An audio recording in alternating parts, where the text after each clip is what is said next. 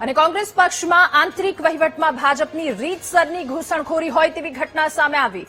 બનાસકાંઠાના પાલનપુરમાં કોંગ્રેસના ઉમેદવારનું ફોર્મ પરત ખેંચવા ભાજપના ધમપછાડા. પાલનપુર નગરપાલિકા વોર્ડ નંબર 1 કે જ્યાં કોંગ્રેસના ઉમેદવારનું ફોર્મ પરત ખેંચાવ્યું. કોંગ્રેસ ઉમેદવાર આરતી ઠાકોર મોઢે દુપટ્ટો બાંધી અને ભાજપના કાર્યકર્તાઓની સાથે ફોર્મ પરત ખેંચવા માટે ત્યાં આવ્યા હતા. તો પ્રાંત કચેરી ખાતે કોંગ્રેસના આગેવાનો પહેરો હોવાથી ભાજપના નેતાઓ સાથે ત્યાં પહોંચ્યા હતા.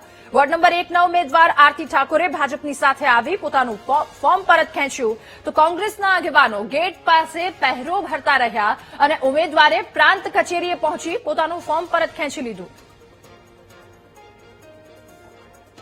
પાલનપુરની પ્રજાએ નક્કી કરી દીધું કે પરિવર્તન લાવીશું, 2 ફૂટ છે 4 ફૂટ છે, પણ પાલનપુરની જનતાને એક જ વસ્તુ કહું કે જેટલા બી વધે એટલા એમને બહુમતીથી કોંગ્રેસને જીતાડો.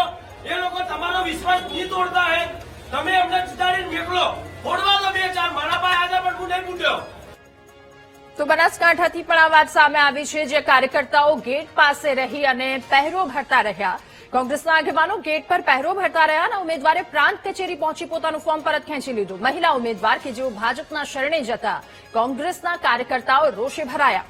ભાજપ હાર ભાળી ગયું હોવાનો કોંગ્રેસે આરોપ પણ લગાવ્યો છે. ત્યારે વોર્ડ નંબર 1 પાલનપુરની આ વાત છે કે જ્યાં ઉમેદવાર આવ્યા પોતાનું ફોર્મ પરત ખેંચ્યું. પ્રાંત કચેરી ખાતે તેઓ પહોંચ્યા હતા. કોંગ્રેસના ઉમેદવાર આરતી ઠાકોર કે જેઓ પોતે મોઢે દુપટ્ટો બાંધી અને ભાજપના કાર્યકર્તાઓની સાથે પોતાનું ફોર્મ પરત ખેંચવા માટે આવ્યા હતા. કેટલાય ઉમેદવારો કે જેમણે આજે પોતાના ફોર્મ પરત ખેંચ્યા છે ત્યારે આ માહોલ રીતસરનો ગરમાયો છે.